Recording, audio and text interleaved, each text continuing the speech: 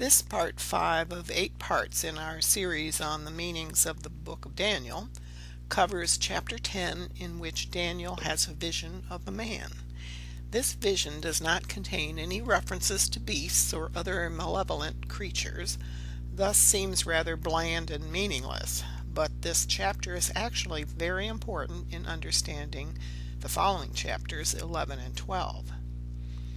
This man who Daniel sees in the vision is described in great detail. The hidden meanings of these characteristics of the man are quite surprising. I also will reveal how this vision has been fulfilled. If you have not seen part 1 of the series, I strongly urge you go back and see part 1 first, then the succeeding parts in the 8-part series in order. The next slide will tell you how to access part 1. This video is one of the shorter ones in the series. When you cannot make it through any of these videos in one sitting, I suggest you divide the videos up into time increments that you can comfortably endure and remain awake. Then note the time marker on the video where you left off so that you can pick up at that point at the next time. My intent is to inform you, not torture you. To find part 1, if you haven't seen it, you simply go to youtube.com and in their search box you enter my channel name, which you see on the screen, Integral Destiny 9. Remember the number 9 at the end. And you'll see all my videos, and you look for the video that states Book of Daniel Part 1. And you'll see all my other videos that you can also watch sometime. This is to illustrate that you are in part 5 of an 8-part series on the book of Daniel. And this is just a little illustration to point out that there are 8 parts to this. Chapter 10 is fairly short, a short 21 verses, but the explanation is not so short. That is, if you really want to understand its meanings. As usual, Daniel starts off with stating who the king was when this vision occurred to him. A little note here, in this video, the verses from Daniel will have a yellow background. Other verses from the Bible will usually have a black background with an orange border. Excerpts from the sacred and authoritative writings of the Baha'i faith will be bordered in purple. If your display can see these colors, that is, I hope they do. So on to this verse, chapter 10, verse 1, quote, "In the 3rd year of Cyrus, king of Persia, a revelation was given to Daniel, who is called Belteshazzar. Its message was true, and it concerned a great war. The understanding of the message came to him in a vision. At that time, I, Daniel, mourned for 3 weeks. I ate no choice food, no meat or wine touched my lips, and I used no lotions at all until the 3 weeks were over." With this 4th verse, we dive into a very important part of chapter 10, the description of the man Daniel sees in the vision. Quote, "On the 24th day of the 1st month, as I was standing on the bank of the great river, the Tigris, I looked up, and there before me was a man dressed in linen, with a belt of fine gold from Uphaz around his waist. His body was like topaz, his face like lightning, his eyes like flaming torches, his arms and legs like the gleam of burnished bronze, and his voice like the sound of a multitude." Note on this map of the Middle East the location and the length of the Tigris River from the north in Turkey down through Iraq to its termination into the Persian Gulf. Along with the Euphrates River to its south and west, these rivers and their tributaries created the ancient Fertile Crescent area of the world. The Tigris River is 1,150 miles or 1,850 kilometers in length. There is no clue as to the exact location by this river that Daniel was seeing in his vision about the man in linen by the river Tigris. Apparently it was not important other than placing us in this area of the Middle East. Note the approximate location of Babylon, the capital city of the former Neo-Babylonian Empire where Daniel spent much of his time, if you remember part 1 of this series on the book of Daniel. But there is nothing to pinpoint if Daniel was actually in or near Babylon when the vision occurred. I've listed these 7 characteristics of this man that Daniel saw on the banks of the Tigris River. He's a man. First of all, his being a man is an important characteristic in itself. He is not described as an angel. This means that he is an angel of God currently clothed in a human body, meaning he is a manifestation of God on earth. Then the first of the remaining characteristics, he is dressed in linen, with a belt of fine gold from Uphaz around his waist.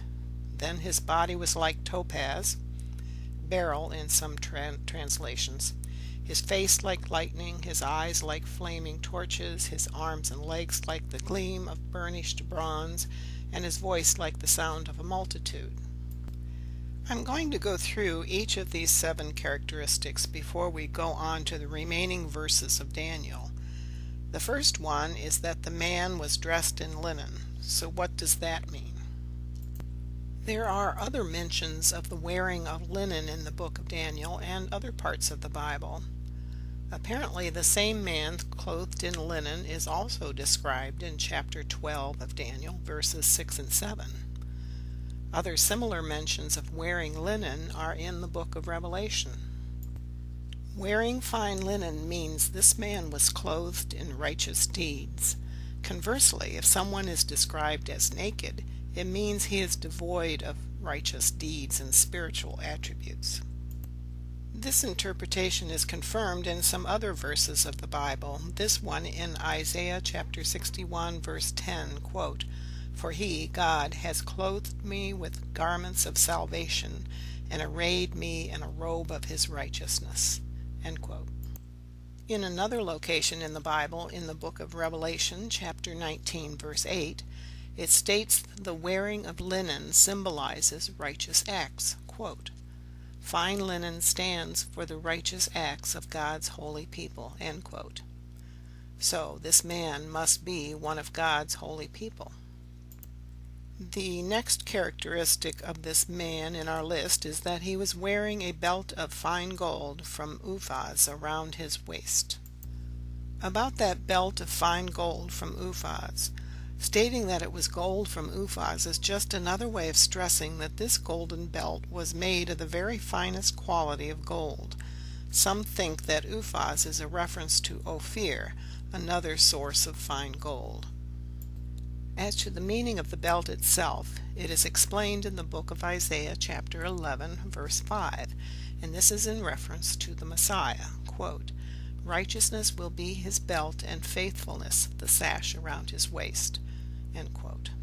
Again, righteousness will be the Messiah's belt and faithfulness the sash around his waist. But what about the significance of the belt being made of gold? Gold does not tarnish or rust. Its qualities remain unchanged over time, meaning the character of righteousness of this man shown by the belt is untarnished and never ending. It's interesting to note how the scriptures refer to those people who displease him in terms of metals, what metals they're made of. In Ezekiel chapter 22 verse 18, and here God is displeased with the house of Israel, God mentions this displeasure to Ezekiel by comparing them to the dross of just about every known metal except gold in this quote, "Son of man, the house of Israel is to me become dross. All they are, brass and tin and iron and lead in the midst of the furnace. They are even the dross of silver." End quote. Then there is this verse from Daniel chapter 11 verse 35, quote, "And some of them that are wise shall stumble, to refine among them, and to purify, and to make white, even to the time of the end, for it is yet for the time appointed." End quote.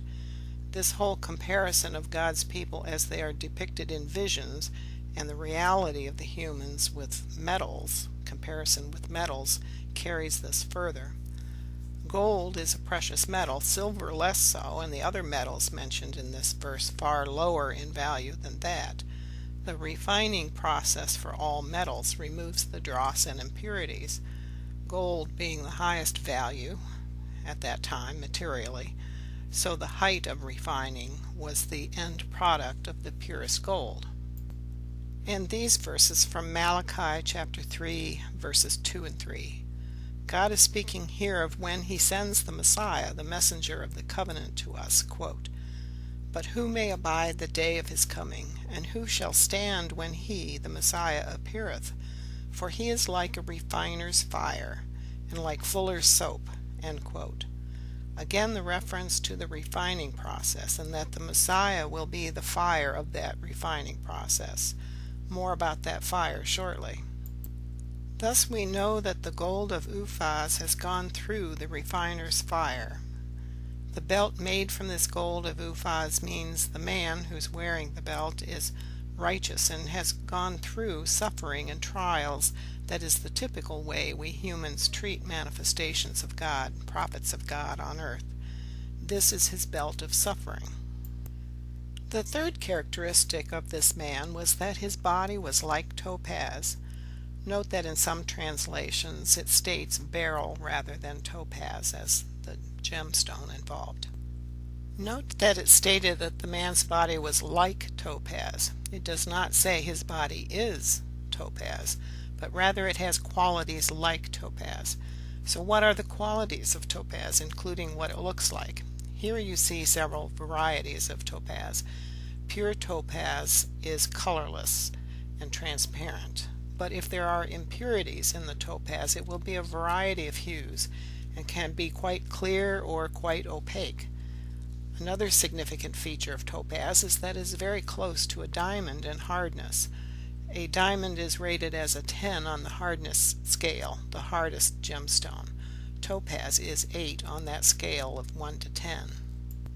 As mentioned in some translations of this verse describing the man in linen, the gemstone called topaz is instead referred to as beryl. Each of these gems on this slide is a type of beryl. In the upper left is one called a heliodor, meaning roughly a sun gift, is a kind of golden beryl. Upper right is the aquamarine beryl. The aquamarine color is not very discernible in this photo. Lower right is a red beryl, and lower left is an emerald, which is a green beryl. But if there's any confusion about which gem it really was, and it really is not that important. The gems mentioned in Daniel don't appear to be described well enough to discern any great symbolism from their appearance alone, except that whether it's a topaz or a beryl, they are really have a beautiful gem-like appearance and are of great value to the observer, Daniel.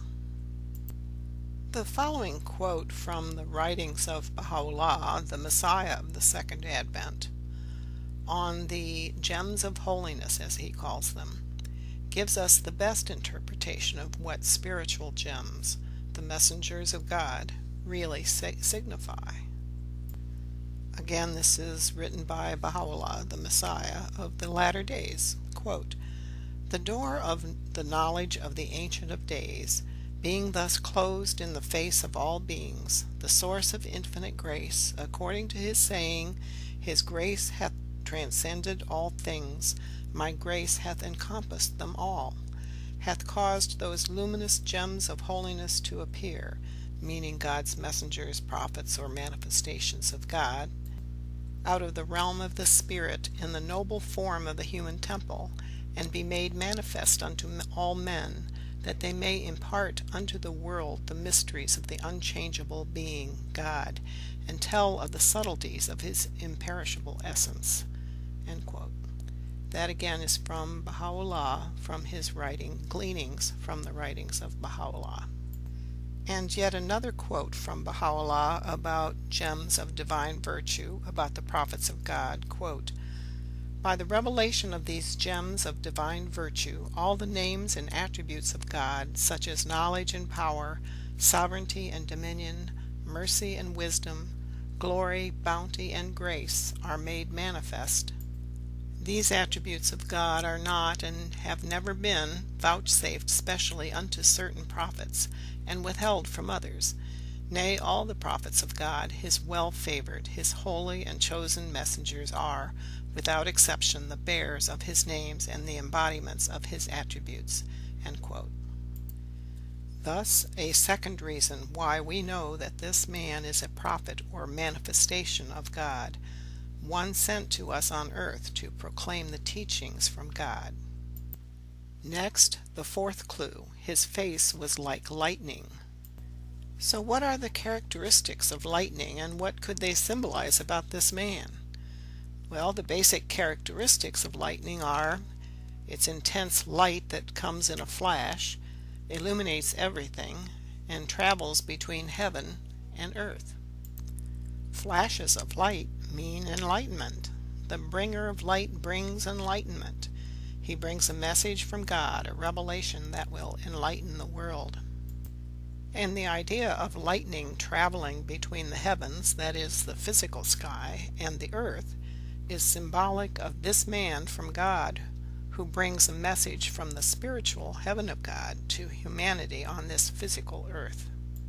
Another point about light and illumination: in Jewish scripture and mystical writings, the presence of God is considered to be light, called Shekinah, Hebrew for dwelling, as in the dwelling or presence of God, also considered to be the glory of God or the glory of the Lord. To see more about Shekinah, watch my video titled "The Prophecy of the Seventh Millennium." Go to YouTube, enter my channel name into the search box, that's Integral Destiny 9, don't forget the 9 at the end, and find the video titled "The Prophecy of the Seventh Millennium." Another possible meaning of his face being like lightning could symbolize the anger and the wrath of God that will flash through the message this man brings to humanity. And the fifth characteristic of this man: his eyes were like flaming torches. Now, Baha'u'llah's explanation of the meaning of this description follows, but just a note here that there is a variation of it in another Bible prophecy. Quote, "Eyes were as a flaming fire," end quote. That's from the book of Revelation. And here's that excerpt of writing from Baha'u'llah, the new Messiah for this new era, and it is bordered in a purple border, you see, which means it's from the sacred writings of the Baha'i faith.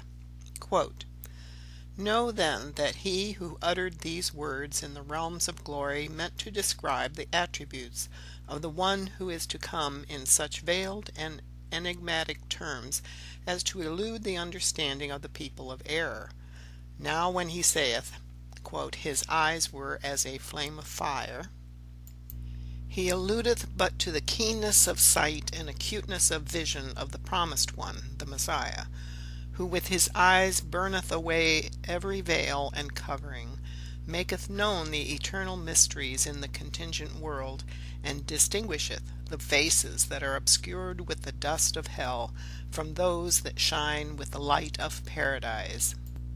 Were his eyes not made of the blazing fire of God, how could he consume every veil and burn away all that the people possess? How could he behold the signs of God in the kingdom of his names and in the world of creation? How could he see all things with the all-perceiving eyes of God? Thus have we conferred upon him a penetrating vision in this day. Would that ye believe in the verses of God! For indeed, what fire is fiercer than this flame that shineth in the Sinai of his eyes, whereby he consumeth all that hath veiled the peoples of the world? Immeasurably exalted shall God remain above all that hath been revealed in his unerring tablets concerning the mysteries of the beginning and the end, until that day when the crier will cry out, the day whereon we shall all return unto him." End quote. That's from Baha'u'llah's book, Gems of Divine Mysteries. So this fire in his eyes is compared to the fire in the burning bush on Mount Sinai that Moses spoke to, the voice of the Lord. On to the sixth characteristic of the man. His arms and legs were like the gleam of burnished bronze. Note that brass and bronze are similar in terms of ingredients and color. Where the terms are used in the Bible, some interpretations of the Bible use the term brass, and others will use bronze in the same verse. Metallurgically, brass is an alloy made of copper and zinc. The proportions of zinc and copper can be varied to create a range of brasses with varying properties.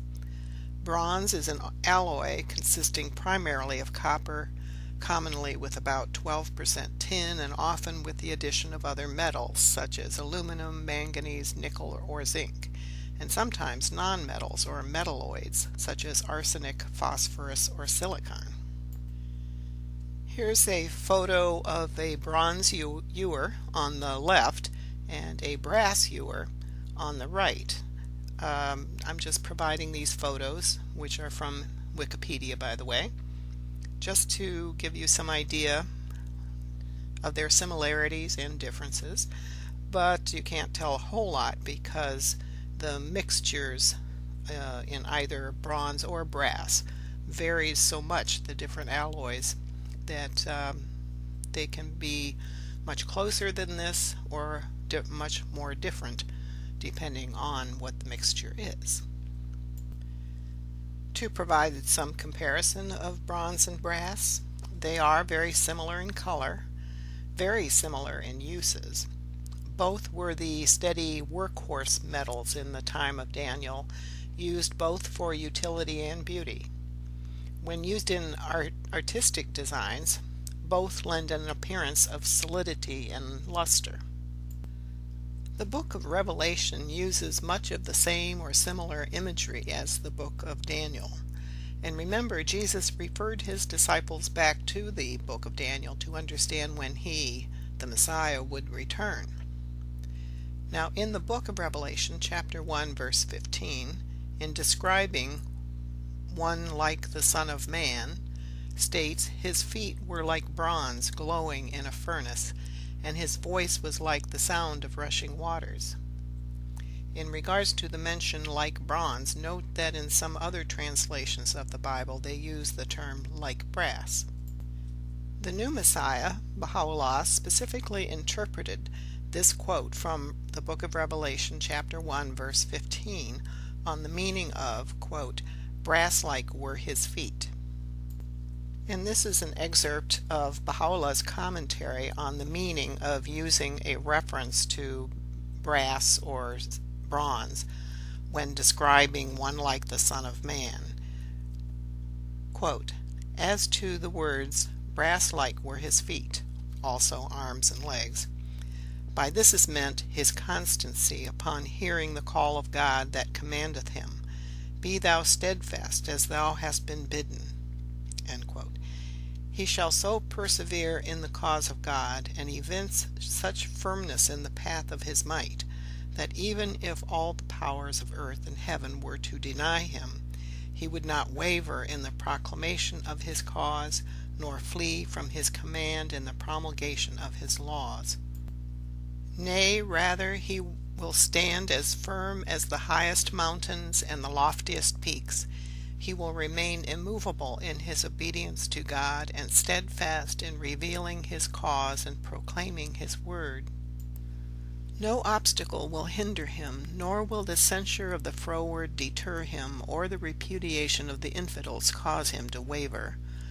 All the hatred, the rejection, the iniquity, and the unbelief that he witnesseth serve but to strengthen his love for God, to augment the yearning of his heart, to heighten the exaltation of his soul, and to fill his breast with passionate devotion.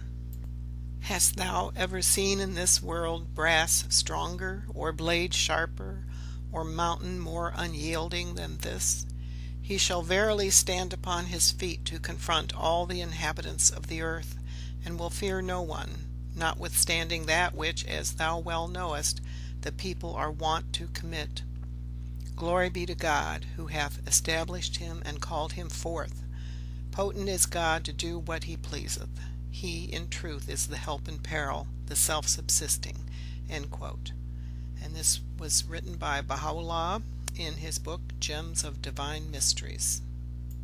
So, the gist of this characteristic of the man that Daniel saw by the Tigris River, having arms and legs like burnished bronze, is, from the previous quote, reiterated here, quote, "He shall verily stand upon his feet to confront all the inhabitants of the earth, and will fear no one, notwithstanding that which, as thou well knowest, the people are wont to commit." End quote. Having arms of burnished bronze would also mean he would have the strength and stamina to withstand those who would seek to do things that which, as thou well knowest, the people are wont to commit, as they rebel against God's new message for humankind, as they no doubt would do, as the verse foretells, and actually did commit when the Elijah figure and the Messiah made their appearances in 1844 and 1863, respectively. And the last characteristic, number 7, his voice like the sound of a multitude. First, let's compare this descriptive phrase, quote, "voice like the sound of a multitude," end quote, to a description of another figure in the book of Revelation, chapter 19, verses 5 and 6. And here are those verses, quote, "Then a voice came from the throne, saying, Praise our God, all you his servants, you who fear him, both great and small. Then I heard what sounded like a great multitude, like the roar of rushing waters, and like loud peals of thunder, shouting," and it goes on from there. In the book of Revelation, it speaks of the future coming of two figures who will come at the end of the age and the beginning of a new age, obviously. Now, Jesus promised that he would come back at the end of the age. So, thus, the Lamb and the one who sits on the throne would be coming, per the book of Revelation, at the end of the age. The voice of the one who sits on the throne in the book of Revelation is described three ways: like a great multitude, like the roar of rushing waters, and like loud peals of thunder. But the voice of this man by the Tigris River is only described in one way, like the sound of a multitude. Since the comparison of the one who sits on the throne from the book of Revelation is much bolder in its description of his voice than for the man by the Tigris River in Daniel's vision, I suspect that the man by the Tigris River is not the expected one who sits on the throne of the book of Revelation, but rather he is the expected Lamb of the book of Revelation, meaning he is the forerunner, the Elijah figure of the Messiah of the Second Advent, who is that one who sits on the throne. Thus, Baha'u'llah is the one who sits on the throne, and the Bab, his forerunner, is the Lamb of the book of Revelation and this man in Daniel's vision in chapter 10. Concerning the archangels Gabriel and Michael, some of the other videos in this series have also addressed this, especially video number 4 on chapters 8 and 9. You must remember that Gabriel, the announcer, is the Bab, and the angel Michael, the glory, is Baha'u'llah. Now that we have all that information, let's go back to what the descriptive phrase, his voice like the sound of multitude, means. A multitude is a large number of people. The sound from a large number of people could be very loud, be heard for a long distance from its source, and it could contain a myriad of peoples, languages, male, female, etc. This man, who Daniel sees in this vision, is the announcer. The angel Gabriel, who is the Bab, will reach multitudes to proclaim through the power and word of God his own appearance as the forerunner and the coming appearance of the Messiah. The effects of the Word of God from this man, with a voice like the sound of a multitude, are reflected in two quotes from the authoritative writings of the Baha'i faith. Quote, "Verily it, the Word of God, causeth the multitudes to assemble together, and the remote ones to be united." End quote. That's from Abdu'l-Baha in his book Tablets of Abdu'l-Baha, Volume 3. And, quote, "He who, through the might and power of God, hath arisen before the face of all the kindreds of the earth, and summoned the multitudes to the supreme horizon." End quote. That's written by Baha'u'llah in his book, Epistle to the Son of Wolf. So this man by the Tigris River is the Bab, who is a manifestation of God, an angel sent to us here on earth to bring us a new revelation from God. Remember, the Bab is also the Lamb of the book of Revelation, the Elijah figure who will bring a message of the coming of the Messiah of the second advent, he who sits on the throne, Baha'u'llah. So the Bab is salvation and righteousness. He has the immovable strength of God. He is made of the gems of the love of God. He has the fire of the love of God in him. His justice and wrath will be shown in a flash as he enlightens the world with the knowledge of God. He has vision, and it is an all-encompassing and penetrating vision to help us find the truth. His authoritative voice will be heard by all humankind.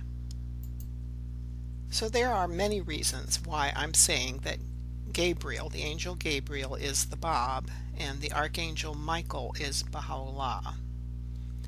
In video number 4 in the Book of Daniel series, which covers chapter 8, there's evidence given in the discussion that identifies the angel Gabriel and Michael as the Bab and Baha'u'llah respectively.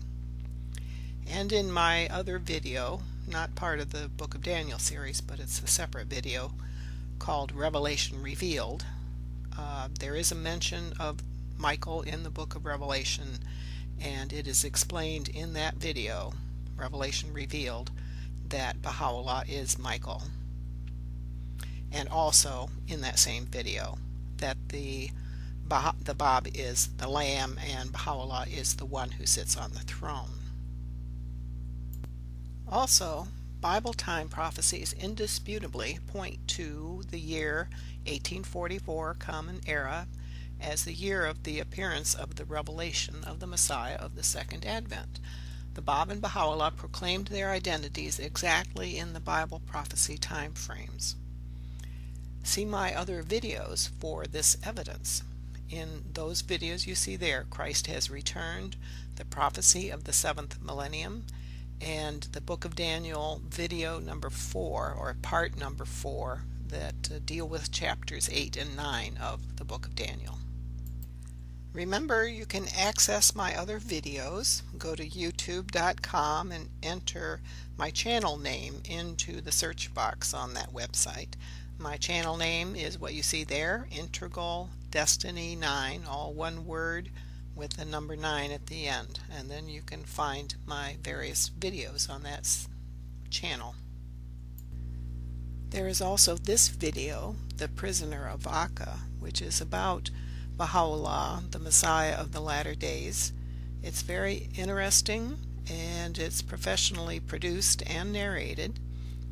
You should stop the video and write down that address if you wish to see it. Just note that the address starts with HTTPS:, not just HTTP:. But hold on here, we're not done with chapter 10 yet.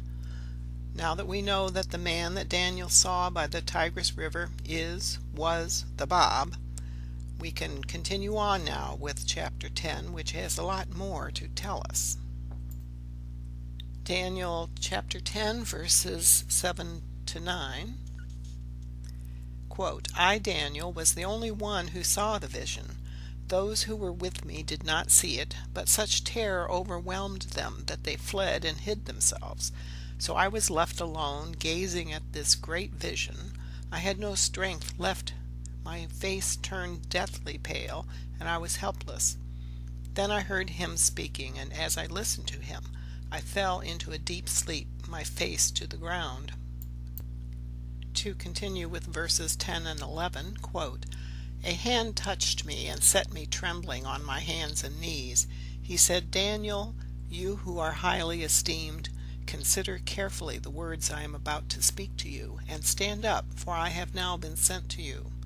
And when he said this to me, I stood up, trembling." End quote. Verse 12, quote, "Then he continued, 'Do not be afraid, Daniel, since the first day that you set your mind to gain understanding and to humble yourself before your God, your words were heard, and I have come in response to them." End quote. God responds to Daniel's pleas by sending this messenger to announce some indications of what the future holds, apparently to cheer Daniel's heart. So it must be good news of the future, right? Yet this chapter states that the vision was about the coming of a great war. This doesn't quite compute on the face of it. But digging deeper, our understanding expands. The man that Daniel sees in this vision mentions since the first day that Daniel began his pleas to God for understanding. Thus the man recognizes that it had been a while after that first day before the man actually appeared. In effect, it means that the man, the Bob, apologizes to Daniel for his tardiness, for not being there on that first day. The man in Daniel's vision, the Bob, gives an explanation of why he had this delay in getting to him in verse 13, quote, "But the prince of the Persian kingdom resisted me 21 days. Then Michael, one of the chief princes, came to help me because I was detained there with the king of Persia." End quote. Now there may be a bit of confusion here with the mention of a couple princes and a king of Persia. Just who is who? To review what was in the verse to help clarify it all, the Bob is stating that he was a bit late in coming to Daniel because he was delayed because a prince of Persia resisted him. Note that this is happening in the future. Then the Bob mentions Michael, separate from this other prince of Persia, who resisted him, meaning resisted the Bob, the prophet of God, the man that Daniel saw by the river. Different princes here. Then the Bob closes by stating that Michael, identifying him as one of the chief princes, had helped him, the Bob. So the one prince of Persia was resisting him, but Michael was helping him. So Michael had come to help him, the man, meaning the Bob, because he was detained there in the future with the king of Persia. So we've got some time travel happening here. The future visits the present, that is the present to Daniel, who's having this vision. Daniel is in his time, the present to him. In his vision, the man, the Bob, comes to him from the future. We know that because of the meaning of chapter 8 of Daniel.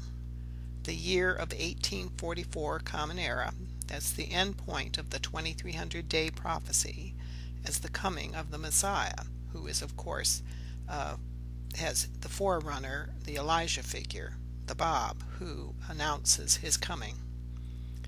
And that the return would be in Persia. That's per Daniel, the book of Revelation, and the book of Jeremiah, when Michael, the prince, the Messiah, appears. We've already talked about that the angel Michael, the prince, is Baha'u'llah, the Messiah of the latter days. But also know this, that Baha'u'llah is a prince in two ways. First, Baha'u'llah is that angel Michael, made manifest as a man among us as the spiritual prince, the Messiah. And second, Baha'u'llah was a descendant of the Persian Sasanian dynasty of kings, Shahs, directly from their last king of that dynasty, Yazdegerd III. So what about those 21 days that the Prince of Persia resists the man, the Bab? The meaning of this 21-day period is not given in any of the Baha'i authoritative writings. There are several possible interpretations of what these 21 days mean. One, none, or all of them could be correct, or combinations thereof. But to facilitate the fluidity of this presentation, I will put these interpretations at the end of this video in an appendix, since the 21 days are not really important to the meaning of this vision of the man. That way you can skip that presentation entirely if you're not interested, since it's at the end of the video. So back to Daniel chapter 10 now, verse 14, quote, "Now I have come to explain to you what will happen to your people in the future, for the vision concerns a time yet to come," end quote. What does your people mean in this context?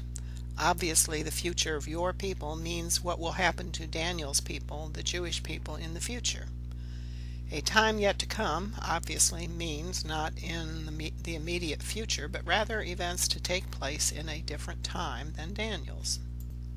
Verses 15 through 19, quote, "While he was saying this to me, I bowed with my face toward the ground and was speechless. Then one who looked like a man touched my lips, and I opened my mouth and began to speak. I said to the one standing before me, I am overcome with anguish because of the vision, my Lord, and I feel very weak. How can I, your servant, talk with you, my Lord? My strength is gone, and I can hardly breathe. Again, the one who looked like a man touched me and gave me strength. Do not be afraid, you who are highly esteemed. He said, Peace, be strong now, be strong. When he spoke to me, I was strengthened and said, Speak, my Lord, since you have given me the strength." Now here's an important verse, number 20, quote, "So he said, Do you know why I have come to you? Soon I will return to fight against the Prince of Persia, and when I go, the Prince of Greece will come." End quote. As to the first part of that verse, "Soon I will return to fight against the Prince of Persia," the man, the Bab, tells Daniel that he must return to the future to complete his task of being the forerunner to the Messiah of the Second Advent, which involves countering the determination of the prince who resists him, you remember him, and the king of Persia, you remember that note in that one verse. That king of Persia who will ultimately kill the Bab and try to eradicate his followers. So we have kind of that back to the future scenario here, time travel in a sense. A manifestation or a prophet of God is the Alpha and the Omega, both the beginning and the end. That means that a prophet of God is infinite, having no beginning nor no end, and apparently they can move around in time as well. These creations of God, the Word, are the true time travelers in order to help mold the future and provide all those visions and prophecies of the future that were done in the past. Prophecies coming true provide some, but not all, of the proofs of the identity of God's messengers when they do appear on earth. Of course, we humans often miss these clues or misinterpret them, these prophecies. This is what happened to Jesus, obviously. And on to the next segment of that verse, quote, "And when I go," that's back to the future Persia, "the Prince of Greece will come," end quote. So the man is saying that a future prince or young king of Greece will be coming who will make war with the Persian kingdom, currently, to Daniel, headed by King Cyrus. From our vantage point of 2016 Common Era, we can now look back and know that after King Cyrus, who reigned until about 530 BC, there were 13 more kings of Persia before the forces of Alexander the Great of Greece swept through the Persian Empire, including the area that Daniel knew as the Beautiful Land, meaning Palestine, which is now Israel, the much beloved land of Daniel's people, the Jews. And it should be noted that although the Bible said that the Prince of Greece would come, Alexander was a king when he invaded Babylon, a young king. So when the previous verse mentions the man fighting against the Prince of Persia, it could well be a king of Persia, perhaps a prince who became a king. The Bab contended with a very young king of Persia after September 1848, when the older Muhammad Shah died and his 17-year-old son Nasir-Din became king. And I provided this slide as just an FYI if you're interested, but these are the Persian kings after Cyrus the Great, before Alexander the Great conquered the Persian kingdom. You can pause the video if you wish to look at it more closely, but I'm not going to read it to you. You may be wondering, how many years will it be from when Daniel had this vision to when the Prince of Greece, Alexander, makes war with the Persian kingdom in the Babylon area, the area of the Tigris River where Daniel is having this vision? Well, the span of time from the 3rd year of Cyrus's reign over Babylon, 536 BC, when Daniel had the vision, to when Alexander the Great conquers Babylon in about 331 BC, is 205 years.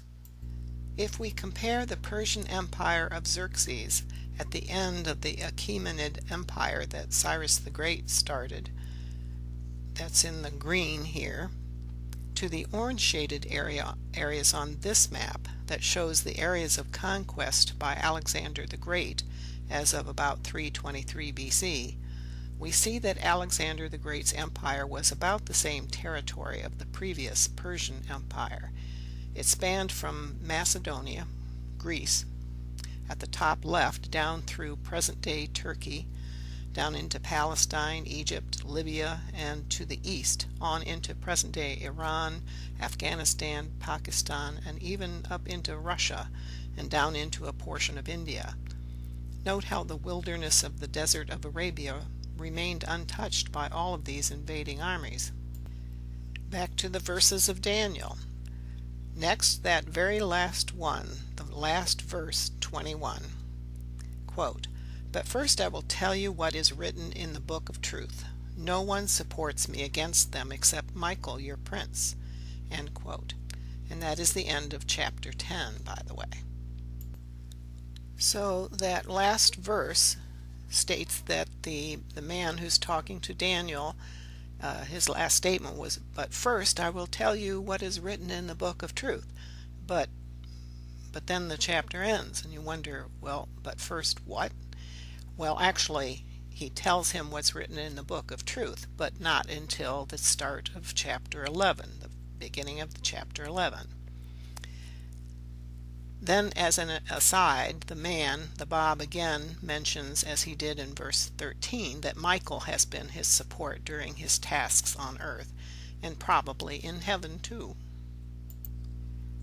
But this whole thing about Greece can still make you wonder that, well, so all this man said was that the Prince of Greece was coming, but he wasn't coming for another 205 years, although that was not mentioned to Daniel. So what the heck was so important about it that the man had to go to all this trouble to bring this message from the future to Daniel? So you should know by now that this is purposeful obfuscation, a hiding of the meanings on purpose, with intent. At the very end of the book of Daniel, he is told that the words are rolled up and sealed until the time of the end.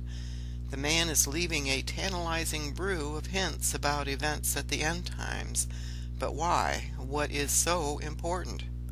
This will be answered in the next video in this series, video part number 6. But before we go on for an explanation of the 21 days the man was resisted by the Prince of Persia and the King of Persia, we mustn't forget verse 1 of the 10th chapter of Daniel that speaks of a great war. Quote, A revelation was given to Daniel, and it concerned a great war.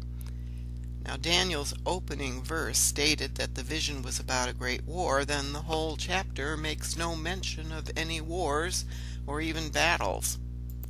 However, chapters 7, 9, and 11 actually do describe some wars, or at least some battles. Daniel chapter 7 verse 21, this horn was waging war against the holy people and defeating them.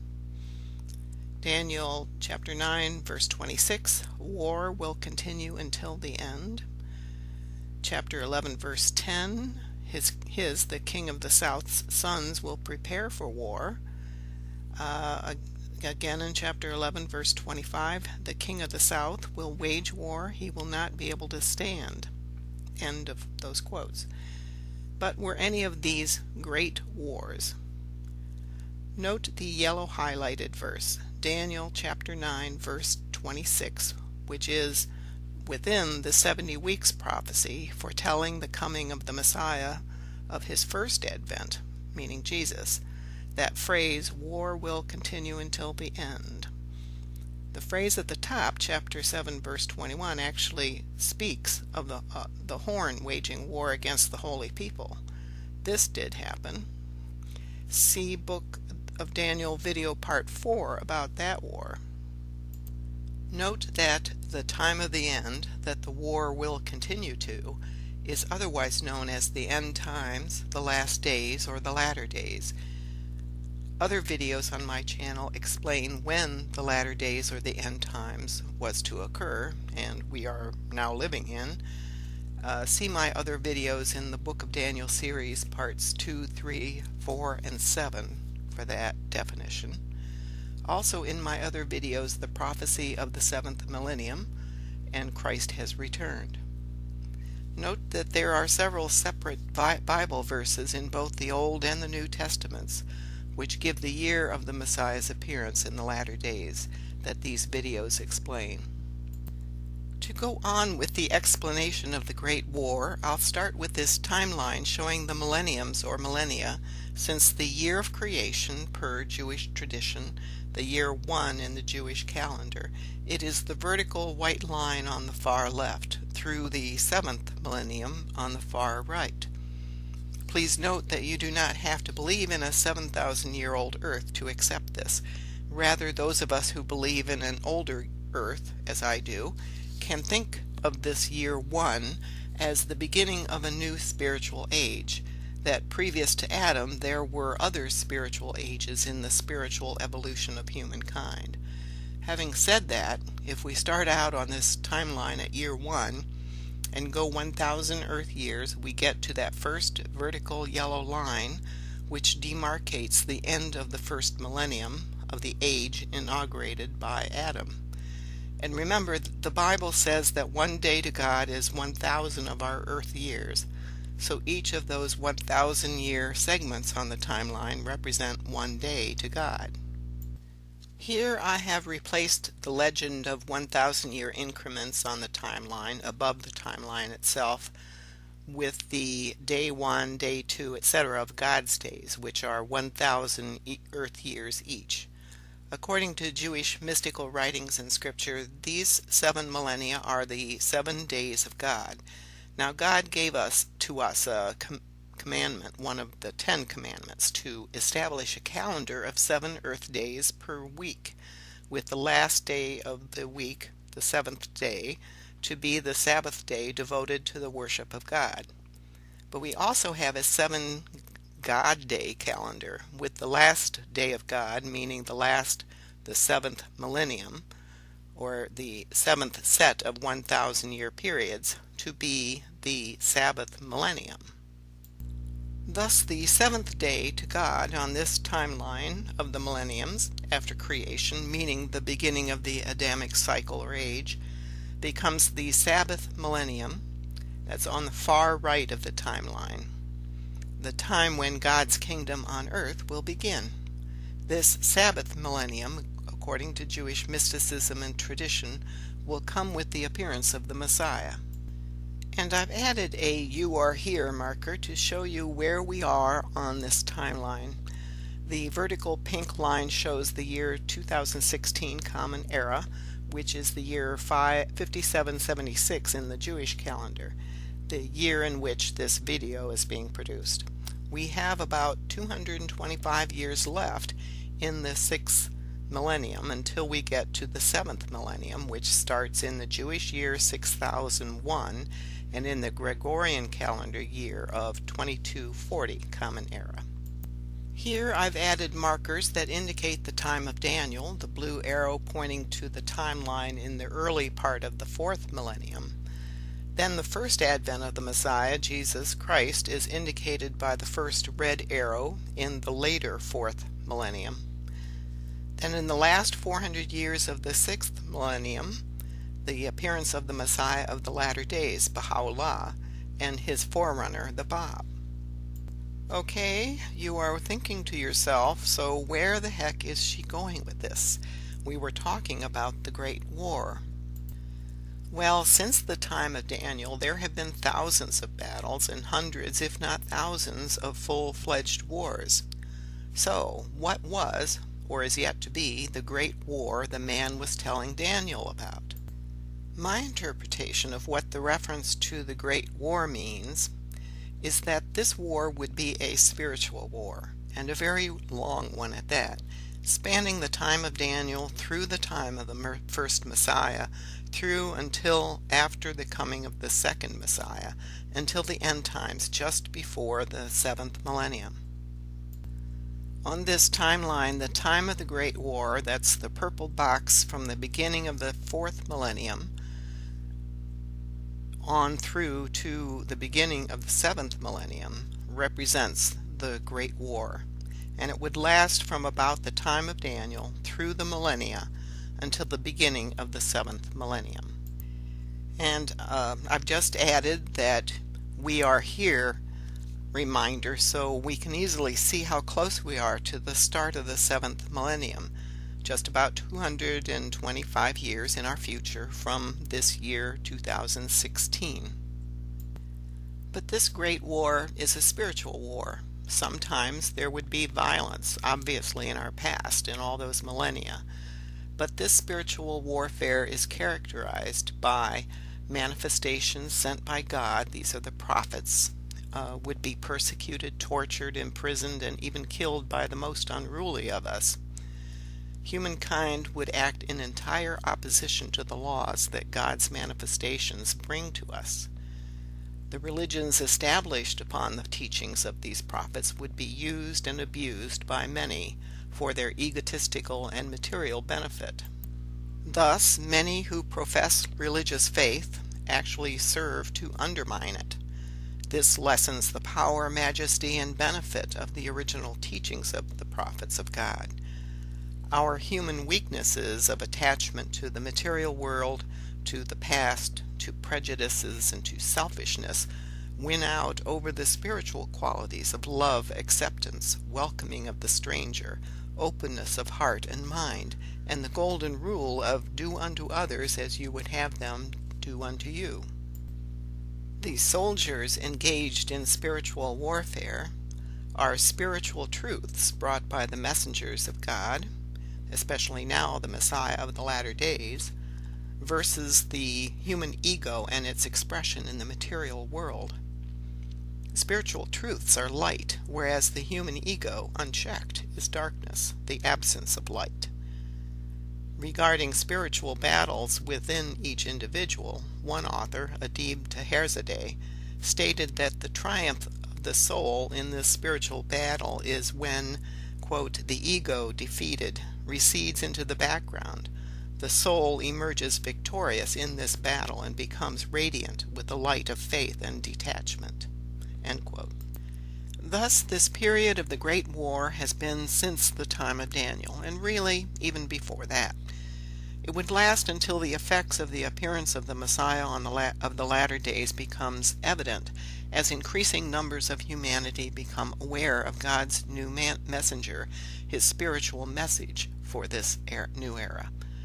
Ultimately, the Great War will be over when the majority of humanity lives according to spiritual laws and God's love begins to reach them and our human and animal natures come under control, so our spiritual natures can become manifest in the world. Remember that Jesus even stated that he would bring not peace to the world, but rather he would bring war. It's not until the second coming of the Messiah that the war would be over and peace would eventually be established. Both the wars between nations and groups and the spiritual great war between spiritual truth and those who rebel against God and his messengers. And remember, we are here on this timeline where that green box is located on the right and the green line on the timeline. This spiritual war and the material wars we are still plagued with will not end magically. We humans have to put a great deal of effort into establishing peaceful methods of interacting on the personal level and on the international level. And just a little FYI here, the bright blue shaded box on the right of the timeline in the latter part of the 6th millennium represents the period known in the Bible as the latter days, the end times, the last days, etc., roughly from about 1840 Common Era until the year 2240 Common Era. The Jewish mystical writings known as the Zohar explains this. To learn more about that, see my video titled The Prophecy of the 7th Millennium. After having reviewed all those verses, what exactly is it that we should be taking from chapter 10? Well, chapter 10 highlights the man, the Bab, from the future, and how important he is and his divine attributes. In Daniel's present, he was the man who brought the vision to Daniel of the future. In the future, when he, the Bab, along with Michael, appear in Persia to bring God's message for that new era to the world, as Elijah and the Messiah respectively, so we get introduced to him as a manifestation of God. And of course, what we just reviewed, that the great war spoken of in verse 1 is a spiritual war that will last until the time of the end, near the end of the latter days. So we've finished our major discussion of the meanings of chapter 10 of the book of Daniel. Now you have two options at this point. You can stay and watch the appendix to this video in which I will review 4 possible interpretations of the meaning of the 21 days that the Prince of Persia resisted the man, if you recall that from our discussion. Or you can stop at this point and just go on to the book of Daniel, part 6, and there you'll learn about the king who exalted himself. Here is the appendix I promised about the possible meanings of those 21 days that the Prince of Persia resisted the man who we now know was the Bab. I'll be reviewing these 4 possible interpretations of this 21-day period. 1, 2, 3, or all or none of these versions may be correct. You will have to decide for yourself. The first one is the interpretation by Robert Riggs in his publication I, Daniel. His view is that the 21 days means 21 years. That goes along with the Bible time prophecy meaning of a day for a year, if you recall. Second version is in which the 21-day period occurred in 1848, when the Bab's trial occurred around the same time as the conference at Badasht led by Baha'u'llah in the absence of the Bab. Third is a version in which the 21-day period occurred just before the Bab was moved to Tabriz. And fourth, the 21 days that elapsed between when the Bab arrived in Tabriz on June 19, 1850, and when he was martyred on July 9, 1850. First, some basic background information about the Bab's ministry on earth. This timeline explains when Gabriel, the man by the Tigris River, we also know as the Bab, would appear on earth in 1844 Common Era to proclaim the coming of the Messiah of the Second Advent. In other words, to act as the Elijah figure to that new Messiah. This timeline shows the years at the bottom, starting at the left with 1844 Common Era. On May 23, 1844, the Bab declared that he was the promised one of Islam, the Mahdi, and that he was also the forerunner of one greater than he, the Messiah to all the peoples of the planet, who would appear shortly. The Bab's ministry on earth lasted only 6 years, from that May 23, 1844 date to July 9, 1850, on the right, when he was martyred by firing squad in Tabriz, Persia, by order of the Prime Minister to Nasir-Din Shah, with his approval, of course. At the top are the names of the 2 kings of Persia, known as Shahs, during the 6 years that the Bab taught his revelation from God. Both of them were set on the eradication of the Bab and his growing community of believers. The Shah, when the Bab first proclaimed his identity, was Muhammad Shah Qajar. Qajar was the name of the dynasty of the Shahs, meaning his family line. He reigned from 1834 until he died on September 4, 1848. Muhammad Shah was succeeded by his son Nasir-Din Shah, who was crowned Shah on September 5, 1848. He was 17 years old at the time. He reigned until he was assassinated in 1896, nearly a 48-year reign. Obviously, Nasir-Din was a crowned prince of Persia until he became king in 1848. The period of time on this timeline, shown with the rectangular blue background, illustrates the period of time from July 1847 through his martyrdom on July 9, 1850, that the Bab was imprisoned by the order of the Shah's government. He was imprisoned for fully half of his period of ministry on earth, 3 of his 6 years. The Bab was imprisoned in a remote location called Maku from July 1847 through April 10, 1848. The red arrow points to when he began his imprisonment at Maku. Then on April 10, 1848, he was moved to another remote site called Shirik in order to separate him from his followers. For a period at the end of July and early August 1848, the Bab was removed from Shirik for a couple weeks, during which time he was taken to Tabriz and put on trial by government and ecclesiastical leaders. The Crown Prince of Persia, Nasir-Din, was in attendance and participated in this trial. The Muslim clergy, too, were unrelenting in their demands that the Bab be kept away from his followers. However, their efforts were unsuccessful. His being kept in remote locations made it harder for his followers, but it did not stop them completely from achieving his presence or at least being near him. Sometimes it was enough for them to hear him chanting a prayer from afar. To give you an illustration of where Tabriz is located, look in the upper left corner. Tabriz is in northwestern Persia, or Iran, in the province of Azerbaijan. It's about 350 miles northwest of Tehran, the capital city. This is a very mountainous area. The castle of Maku is in the furthest northwest part of the province, and the fortress of Shirik is a bit south of it. This is an old photo of the castle at Maku, where the Bab was imprisoned from July 1847 to April 1848. It gives you an idea of the remoteness and the mountainous terrain of this province of Persia. Also remember that this was before electricity and phones. When the Bab was moved to Shirik, it was even more remote and difficult to get to than this.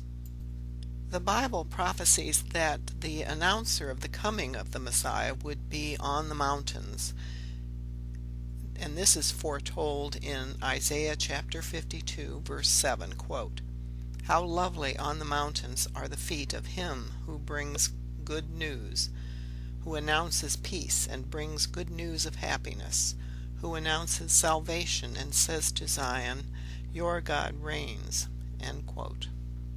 The him who brings good news mentioned in the text was the Bab, and the good news that's mentioned is that he would bring an announcement that the Messiah was coming. Through his 6 years of spreading the word of God, announcing the coming of the Messiah, the Bab was imprisoned and detained several times for making the government or clergy in various areas angry about his teachings and the number of his followers. However, the two major lengthy imprisonments of the Bab were on two mountains that he named the Open Mountain, that is the castle at Maku, and the Grievous Mountain, that's the fortress Sharik. The Bab called it the Grievous Mountain because it was so remote, destitute, and void of human contact.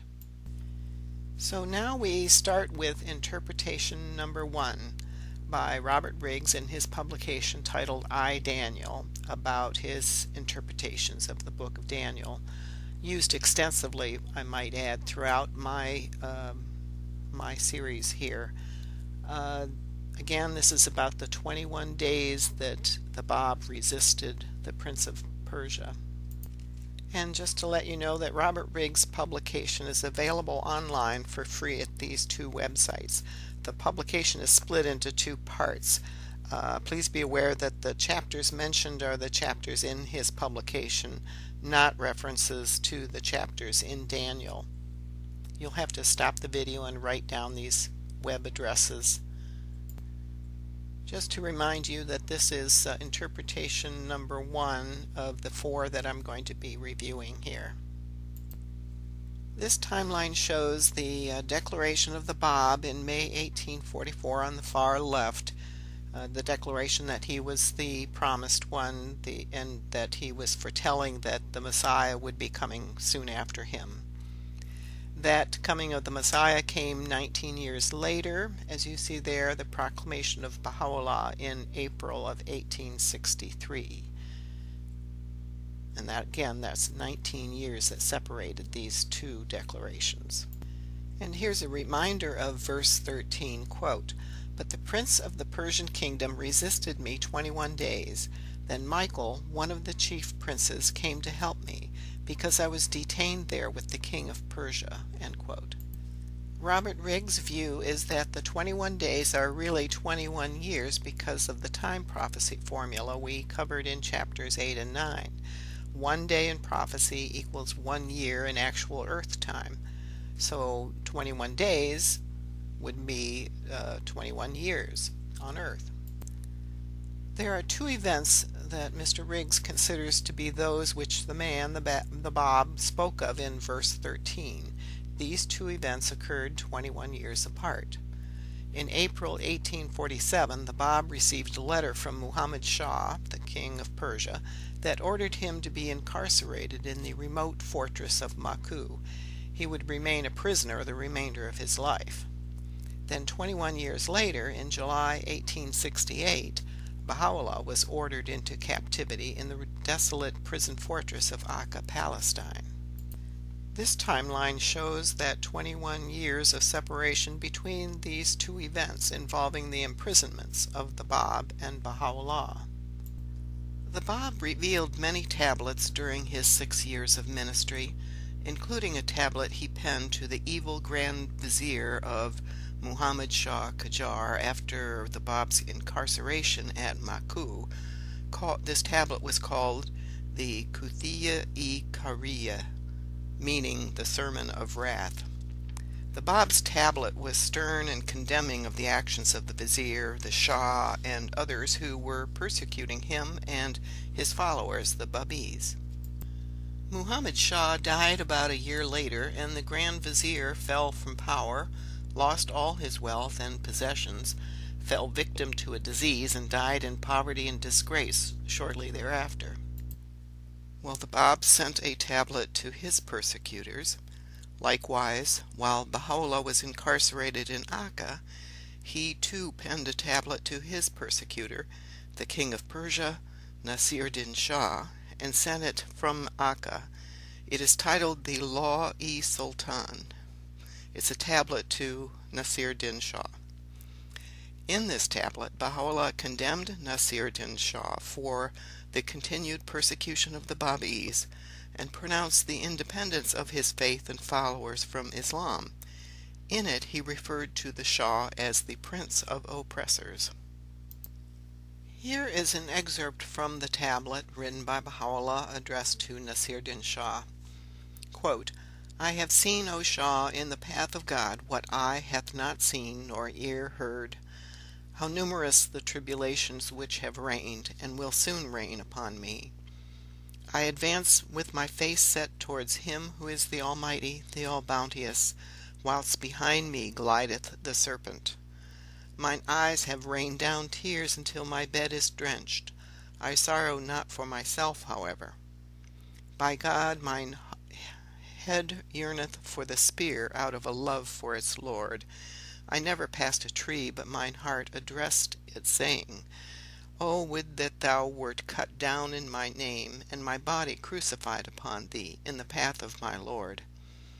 By God, though weariness lay me low, and hunger consume me, and the bare rock be my bed, and my fellows the beasts of the field, I will not complain, but will endure patiently, as those endued with constancy and firmness have endured patiently, through the power of God, the eternal King and Creator of the nations, and will render thanks unto God under all conditions. We pray that out of his bounty, exalted be he may release through his imprisonment the necks of men from chains and fetters, and cause them to turn with sincere faces towards his face, who is the mighty, the bounteous. Ready is he to answer whosoever calleth upon him, and high is he unto such as commune with him. End quote. This graphic shows that 21-year period between when the Bab sent his tablet of chastisement to Muhammad Shah and when Baha'u'llah sent his tablet of condemnation to Nasiruddin Shah. The tablet written by Baha'u'llah to the Shah was the assistance to the Bab that the man in Daniel's vision mentioned that Michael was assisting him. It was 21 years after the Bab was incarcerated in the fortress of Maku that Baha'u'llah assisted the Bab by pleading with the Prince of Oppression, the Prince of the Persian Kingdom, Nasiruddin Shah, for the safety of the Bab's followers. So on we go to interpretation number 2. The remaining 3 possible interpretations consider the 21 days that the man mentioned as 21 actual 24-hour days. The reason the man, the Bab, had been living in the future in those actual days, not prophesying their occurrence, the future to Daniel. Since these 3 interpretations are not considering them as prophesied 21 days, prophetic days, thus the 1 day equals 1 year rule of Bible prophecy may not apply here. So the highlighted interpretation number 2 here on the list is a version in which the 21-day period occurred in 1848 when the Bab's trial occurred around the same time as the conference at Badasht led by Baha'u'llah in the absence of the Bab. So on this timeline we are back in the year 1848 Common Era in Persia. The Bab's announcement that he was the expected promised Mahdi and his teaching of his message from God that one greater than he would soon appear had made many people afraid of this new messenger of God and his message. The clergy, the Grand Vizier to Muhammad Shah, and the Shah himself vowed to eradicate the Bab, his followers, and his message. This is the timeline of the period from when the Bab was moved from the prison of Maku to the fortress of Shirik in April 1848. The Bab was eventually told that a trial would be held to determine the legitimacy of his claim, and obviously, if his claim was refused, the intent would be for this to be used as a reason for his further punishment or death. Note that the disciples of the Bab and some other believers in his cause met in Badasht for 3 weeks. This Conference of Badasht was a momentous event organized and conducted by Baha'u'llah, Michael, in the absence of the Bab, since the Bab was in prison at the time. The Bab was taken from Sharik as the conference at Badasht was ending, or shortly thereafter, and taken to Tabriz to be put on trial by clerical and governmental officials. It was during this conference that the faith of the Baha'i faith, split from the Islamic faith. I just threw this map of Persia or Iran in here for you viewers so you could orient yourself as to where this Conference of Badasht was held in 1848 in July. You know how much I love maps. Baha'u'llah's organizing and directing the course of this Conference of Badasht was one of the ways that Michael came to help me because I was detained, as Daniel described it in verse 13. The events included from the 26th of June to 17 July 1848, the conference at Badasht, that was 21 days long, and the Bab's trial in Tabriz. He probably left Sharik around mid-July and arrived in Tabriz during the last week of July. The trial was officiated by the Grand Vizier Haji Mirza Akasi. By the way, the Prince Nasir Din attended and participated in this trial. Some noteworthy facts during this trial of the Bab were that it was a public trial. One chair was reserved for the Prince Nasir Din, who later became Nasir Din Shah. When the Bab was brought into the room, he strode over and sat in the chair reserved for the Prince of Persia. The clergy, government officials, and the public who attended all expressed amazement that this young man, without hesitation, sat in that chair. During this trial, the Bab answered numerous questions on the meanings of various verses in the Quran, which he answered in great detail. Yet the clergy could only counter that the grammar in a few passages of his writings was not good, forgetting that even the grammar in the Quran is at times not precisely correct. His inquisitors determined to punish the Bab by corporal punishment, the bastonado to the soles of the feet, that's the whipping of the feet. The person inflicting this punishment accidentally hit the Bab in the face with the rod, resulting in a significant wound and swelling of his face. This is an old photo of how someone is bastonadoed without the gruesome detail. Note that this is not a photo of the Bab being bastonadoed, but rather it's just an example. If you recall the above verse, the one in with the yellow background, verse 13, quote, "Then Michael, one of the chief princes, came to help me, because I was detained there with the king of Persia," end quote. If the man who's talking here in that verse said that Michael, Baha'u'llah, came to help him because he was delayed by the king of Persia. The Bab's trial had as a participant the Prince of Persia, who about a month later became the king, the Shah, when his father, Muhammad Shah, passed away. Baha'u'llah's conducting this conference at Badasht for 21 days was because the Bab was in prison and later on trial. This scenario fits this verse perfectly. Also note that if we look at that verse again, Michael, one of the chief princes, well, Michael was Baha'u'llah, as we've established before. Baha'u'llah is a descendant of the dynasty of kings of the Sasanian dynasty of Shahs of Persia. So he, Baha'u'llah, was indeed himself a prince. This conference at Badasht was held at the request of the Bab. His being imprisoned in Maku prevented his attending it, and since he couldn't attend it, Baha'u'llah was the one who organized it. Now, Baha'u'llah at the time was one of the Bab's chief disciples. Baha'u'llah was not yet aware that he was the one that the Bab was foretelling who would come, him whom God shall make manifest. So again, Baha'u'llah was a chief disciple at this time. There were 81 participants who were Baha'i leaders, including most of the disciples of the Bab. And one of the significant events at this conference was that, with Baha'u'llah's approval, Tahira, a female disciple of the Bab, appeared without a veil in front of non-relative males, which was a great taboo in Persia. It was a testament to the teaching of the Bab and later of Baha'u'llah that men and women are equals. The main purpose of the conference was to establish the Baha'i faith as an independent religion, that it was not a sect of Islam. And the events at the conference firmly established that fact.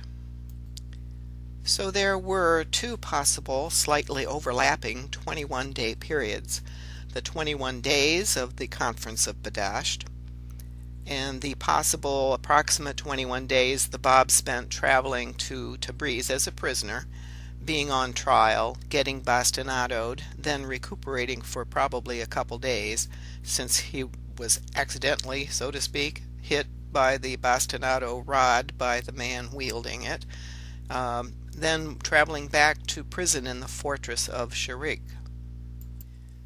Therefore, the 21 days of the Conference of Badasht and/or the approximate 21 days of the episode of the trial and punishment of the Bab fulfill this prophecy or statement in verse 13 of Daniel by the man, the Bab, regarding Michael helping him while he was delayed with the Prince of Persia. Now on to interpretation number 3. This interpretation is number 3 here on the list, and that is the 21-day period that occurred in 1850 before the Bab was taken as a prisoner to Tabriz from the prison fortress of Sharik. This interpretation places those 21 days in the year 1850, when the Bab was still in the remote prison fortress of Sharik in Azerbaijan, a province in northwest Persia. Note that there is now a nation of Azerbaijan which is further north than this province of Azerbaijan in modern Iran. So this province of Azerbaijan is in Persia, now called Iran. The name Persia was changed to Iran in 1935. In June of 1850, the Bab began making preparations. It was toward the end of his life. The Bab was looking forward to the end of his part in God's drama as the forerunner to the Messiah. He knew he would soon suffer death.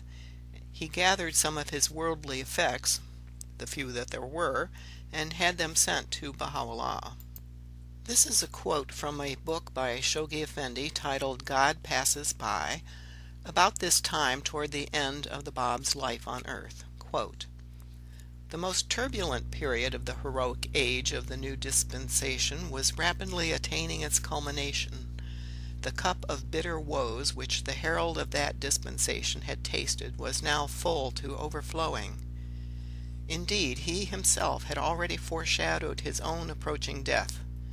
In the Kitab-i-Panj Shan, that's the book of 5 grades, one of his last works, he had alluded to the fact that the 6th Nowruz, meaning the 6th year, after the declaration of his mission, would be the last he was destined to celebrate on earth. He had voiced his craving for martyrdom, while in the Qayyumul Asma he had actually prophesied the inevitability of such a consummation of his glorious career. 40 days before his final departure from Sharik, he had even collected all the documents in his possession and placed them, together with his pen case, his seals, and his rings, and had them delivered to Baha'u'llah in Tehran." End quote. The reference to Qayyum Asma, in English it means commentary on the Suri of Joseph. This Suri or book of Joseph is in the Quran. Revealed in 1844, this work by the Bab is characterized by Baha'u'llah as, quote, "the first, the greatest, and mightiest of all books," end quote, in the Baha'i dispensation. To illustrate the Bab's awareness of his upcoming death and his relief at that fact is shown here in this excerpt from his writings. Quote, "O thou remnant of God, I have sacrificed myself wholly for thee. I have accepted curses for thy sake, and have yearned for naught but martyrdom in the path of thy love. Sufficient witness unto me is God, the exalted, the protector, the ancient of days." End quote.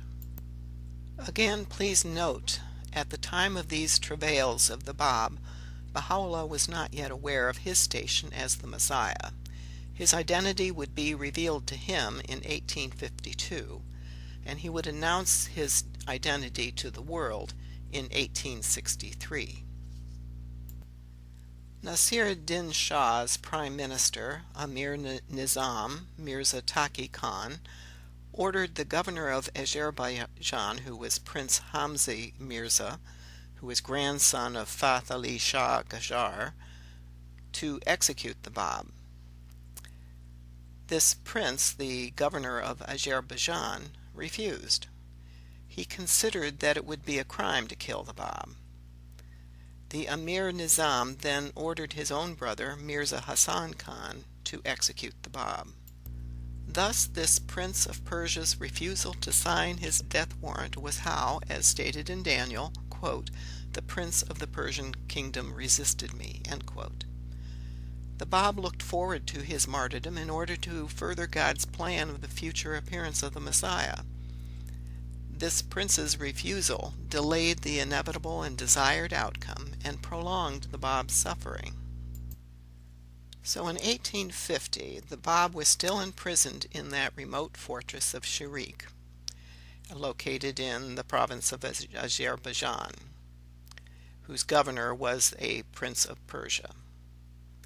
Prior to June 19th, that Prince of Persia, the governor of that province, refused to obey an order from the Prime Minister of the King of Persia. That order was that he wanted that governor to execute the Bab. This refusal to execute the Bab caused the delay in the inevitable. The Bab was eventually executed on July 9th of that year. So by this prince refusing to go along with the Prime Minister, he was causing this delay in what the Bab knew was inevitable. And the Bab was looking forward to that moment because it would then signal that events were transpiring to bring about the appearance of the Messiah. So just a snippet more about this Prince of Persia who according to that verse, resisted me, meaning the man, meaning the Bab, 21 days. And by here, this interpretation, Prince Hamza Mirza, by refusing to execute the Bab by order of the Prime Minister of the Shah, he was the one who was resisting the Bab, because the Bab was looking forward to that day when he would be martyred in the name of the Messiah to come. So this Prince of Persia in northwest Iran or Persia resisted the Bab by refusing to execute him according to the request of the Prime Minister of the Shah. So the Prime Minister of the Shah tricked Prince Hamza Mirza into releasing the Bab into the custody of his brother, the Prime Minister's brother.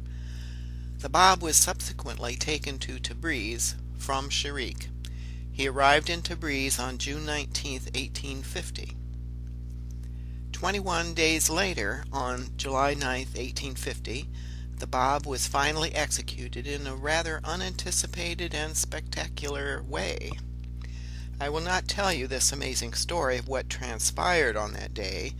You can find the story elsewhere through the website www.bahai.org, for instance. I do plan to make a short video on the brief history of the Baha'i and Baha'i faiths through my channel, so look on my YouTube's channel sometime in the future to see if it's available. Back again to that verse 13, quote, "But the prince of the Persian kingdom resisted me 21 days," end quote. Note that whereas it is well documented that the Prince of Persia, Prince Hamza Mirza, received orders from the Prime Minister of the Shah to execute the Bab and that he refused to do so, I have not been able to yet to get a firm time window of this period of time that the Prince resisted fulfilling that order of the Prime Minister. The Prince at some point was tricked into releasing the Bab into the custody of Suleiman Khan. The date the Bab was removed from Sharik is known to be June 19, 1850.